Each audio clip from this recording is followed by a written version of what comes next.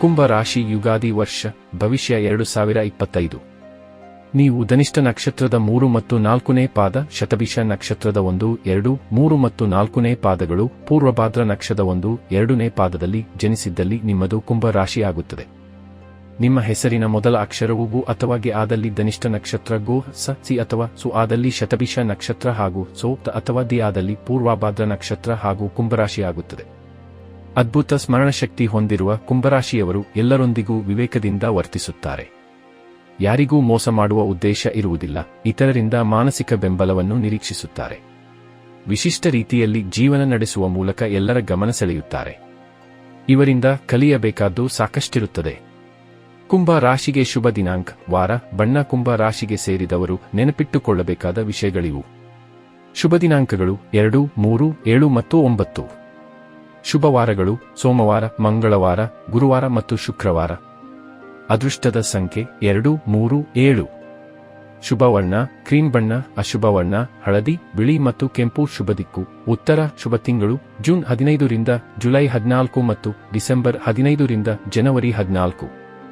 ಶುಭ ಹರಳು ನೀಲಮಣಿ, ಅರ್ಕೋನ್ ಮತ್ತು ಹಸಿರು ಪಚ್ಚೆ. ಹೊಂದಾಣಿಕೆ ಇರುವ ರಾಶಿಗಳು ಕುಂಭ, ವೃಷಭ ಮತ್ತು ಕನ್ಯಾ. ಹೊಂದಾಣಿಕೆ ಕಷ್ಟವಾಗುವ ರಾಶಿ ಕಟಕ ಮತ್ತು ಸಿಂಹ. ಪರಿಹಾರ: ಶ್ರೀ ವಿಷ್ಣು ಸಹಸ್ರನಾಮವನ್ನು ಪಠಿಸು. ಮನೆಯಲ್ಲಿನ ಪೂಜಾ ಸ್ಥಳವನ್ನು ಶುಚಿಗೊಳಿಸಿ. ಶ್ರೀ ವಿಶ್ವಾವಸು ಸಂವತ್ಸರದ ಕುಂಭ ರಾಶಿಯ ಗೋಚಾರ ಫಲ. ವಿದ್ಯಾರ್ಥಿಗಳು ವಿಶೇಷ ಸಾಧನೆಯ ಮೂಲಕ ಎಲ್ಲರ ಮನಗೆಲ್ಲುತ್ತಾರೆ.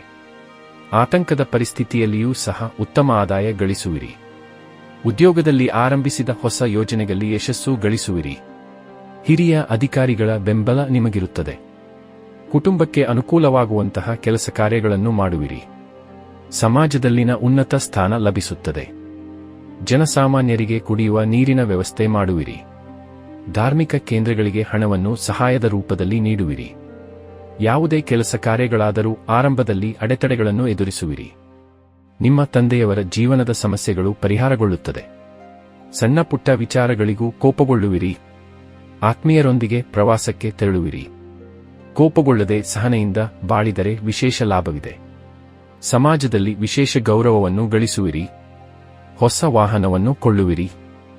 ಹಣಕಾಸಿಗೆ ತೊಂದರೆ ಇರುವುದಿಲ್ಲ. ಸ್ತ್ರೀಯರ ಆರೋಗ್ಯದಲ್ಲಿ ತೊಂದರೆ ಇರುತ್ತದೆ. ನಿಮ್ಮ ತಾಯಿಯ ಜೊತೆಯಲ್ಲಿ ಅನಾವಶ್ಯಕ ಮನಸ್ತಾಪ ಬೆಳೆಯುತ್ತದೆ. ಸ್ಥಿರವಾದ ಮನಸ್ಸಿನಿಂದ ಯಾವುದೇ ಕೆಲಸವನ್ನು ಮಾಡುವುದಿಲ್ಲ. ನಿಮ್ಮದೇ ಆದ ದುಡುಕಿಗೆ ದಂಡ ತರಬೇಕಾಗುತ್ತದೆ. ಕಾದು ನೋಡುವ ತಂತ್ರದಿಂದ ನಿಮಗೆ ಲಾಭ ಹೆಚ್ಚು. ಅತಿಯಾದ ಆತ್ಮವಿಶ್ವಾಸದಿಂದ ಸಂದಿಗ್ಧತೆ ಪರಿಸ್ಥಿತಿಯನ್ನು ಎದುರಿಸುವಿರಿ. ಆರೋಗ್ಯದಲ್ಲಿ ಚೇತರಿಕೆ ಕಂಡುಬರುತ್ತದೆ. ಕೈಕಾಲಿನಲ್ಲಿನ ನೋವು ದೂರವಾಗುತ್ತದೆ. ಆಹಾರ ಸೇವನೆಯಲ್ಲಿ ಇತಿಮಿತಿ ಇರಲಿ. ಇಲ್ಲವಾದಲ್ಲಿ ದೇಹದಲ್ಲಿ ಕೊಬ್ಬಿನ ಅಂಶವೂ ಹೆಚ್ಚುತ್ತದೆ. ಅತಿಯಾದ ಆತ್ಮವಿಶ್ವಾಸದಿಂದ ಸಂದಿಗ್ಧತೆ ಪರಿಸ್ಥಿತಿಯನ್ನು ಎದುರಿಸುವಿರಿ. ಸಭೆ ಸಮಾರಂಭಗಳಲ್ಲಿ ಏಕಾಂಗಿಯಾಗಿ ಸಮಯ ಕಳೆಯುವಿರಿ. ಹಣಕಾಸಿಗೆ ತೊಂದರೆ ಉಂಟಾಗುವುದಿಲ್ಲ. ಆದಾಯದ ಬಗ್ಗೆ ಹೆಚ್ಚಿನ ನಿರೀಕ್ಷೆ ಇರುತ್ತದೆ. ಮನಸ್ಸಿನಲ್ಲಿ ಬೇಡದ ವಿಚಾರಗಳಿಗೆ ಪ್ರಾಮುಖ್ಯತೆ ನೀಡುವಿರಿ. ಉದ್ಯೋಗದಲ್ಲಿ ಇದ್ದ ವಾದ ವಿವಾದಗಳು ಕಡಿಮೆಯಾಗುತ್ತವೆ. ವಾತದ ದೋಷ ಉಂಟಾಗುತ್ತದೆ. ವಿಲಾಸಿ ಜೀವನವನ್ನು ಬಯಸುವಿರಿ. ಹಣ ಉಳಿತಾಯ ಮಾಡುವ ಗುರಿ ಇರುವುದಿಲ್ಲ. ಕಣ್ಣಿನ ತೊಂದರೆ ಕಂಡುಬರುತ್ತದೆ. ಕುಟುಂಬದಲ್ಲಿ ನಿರೀಕ್ಷಿತ ಬದಲಾವಣೆಗಳು ಉಂಟಾಗಲಿವೆ. ಸ್ವಂತ ಪ್ರತಿಭೆ ಮತ್ತು ದೊರೆಯುವ ಅವಕಾಶಗಳ ಮೇಲೆ ನಂಬಿಕೆ ಇರುತ್ತದೆ. ಯಂತ್ರೋಪಕರಣಗಳ ಸರಬರಾಜಿನಲ್ಲಿ ಉತ್ತಮ ಆದಾಯ ಇರುತ್ತದೆ. ಧಾರ್ಮಿಕ ವಿಧಿವಿಧಾನಗಳಲ್ಲಿ ಆಸಕ್ತಿ ಮೂಡುತ್ತದೆ. ಸಂಗೀತ ಕಲಾವಿದರಿಗೆ ಹೆಚ್ಚಿನ ಅವಕಾಶ ದೊರೆಯುತ್ತದೆ. ಯಾವುದೇ ರೀತಿಯ ಆತಂಕ ಇರುವುದಿಲ್ಲ. ಮಾಡು ಇಲ್ಲವೇ ಮಡಿ ಎನ್ನುವ ತತ್ವವನ್ನು ಅನುಸರಿಸುವಿರಿ. ಕುಟುಂಬದ ವಿಚಾರಗಳನ್ನು ಯಾರೊಂದಿಗೂ ಹಂಚಿಕೊಳ್ಳುವುದಿಲ್ಲ. ಖರ್ಚು ವೆಚ್ಚಗಳ ಬಗ್ಗೆ ಗಮನ ವಹಿಸುವುದಿಲ್ಲ. ಹಣಕಾಸಿನ ವ್ಯವಹಾರದಲ್ಲಿ ಉತ್ತಮ ಅಭಿವೃದ್ಧಿ ಇರುತ್ತದೆ. ಸುಲಭವಾಗಿ ಆತ್ಮೀಯರಿಗೂ ಹಣದ ಸಹಾಯ ಮಾಡುವುದಿಲ್ಲ. ಬಹುದಿನದಿಂದ ಕಾಡುತ್ತಿದ್ದ ಯೋಚನೆಯೊಂದು ದೂರವಾಗುತ್ತದೆ. ಒಳ್ಳೆಯ ಕೆಲಸಗಳಿಗೆ ಧನ ಸಹಾಯ ಮಾಡುವಿರಿ. ನಯ ವಿನಯದ ಮಾತಿನಲ್ಲಿ ಜನಸಾಮಾನ್ಯರನ್ನು ಆಕರ್ಷಿಸುವಿರಿ. ದುಡುಕಿ ಮಾಡಿದ ತಪ್ಪನ್ನು ಮರೆಮಾಚಲು ಅನ್ಯರನ್ನು ದೂರುವಿರಿ.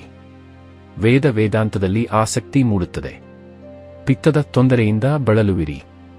ಸ್ವಂತ ಬುದ್ಧಿಶಕ್ತಿಯಿಂದ ವ್ಯಾಪಾರ ವ್ಯವಹಾರಗಳಲ್ಲಿ ಉನ್ನತ ಮಟ್ಟ ತಲುಪುವಿರಿ. ಉದ್ಯಮಿಗಳಿಗೆ ವಿಶೇಷವಾದಂತಹ ಅನುಕೂಲತೆಗಳು ದೊರೆಯುತ್ತವೆ.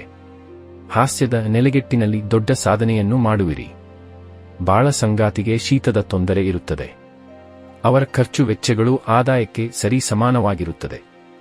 ಮನೆತನದ ಆಸ್ತಿಯ ವಿವಾದ ಬಗೆಹರಿಯುವುದಿಲ್ಲ. ಬೇರೆಯವರನ್ನು ಹಣಕಾಸಿನ ವಿಚಾರದಲ್ಲಿ ನಂಬುವುದಿಲ್ಲ. ಸ್ವಂತ ಬುದ್ಧಿಶಕ್ತಿಯಿಂದ ವ್ಯಾಪಾರ ವ್ಯವಹಾರಗಳಲ್ಲಿ ಉನ್ನತ ಮಟ್ಟ ತಲುಪುವಿರಿ. ಒಂದೇ ರೀತಿಯ ಕೆಲಸದಲ್ಲಿ ಆಸಕ್ತಿ ಇರುವುದಿಲ್ಲ. ಪರಿಹಾರ: ಪ್ರತಿದಿನ ನವನಾಗ ಸ್ತೋತ್ರ ಪಠಿಸುವುದರಿಂದ ಅಥವಾ ಕೇಳುವುದರಿಂದ ಹಣಕಾಸಿನ ತೊಂದರೆ ಉಂಟಾಗುವುದಿಲ್ಲ. ಮನದಲ್ಲಿರುವ ಆತಂಕ ದೂರವಾಗುತ್ತದೆ.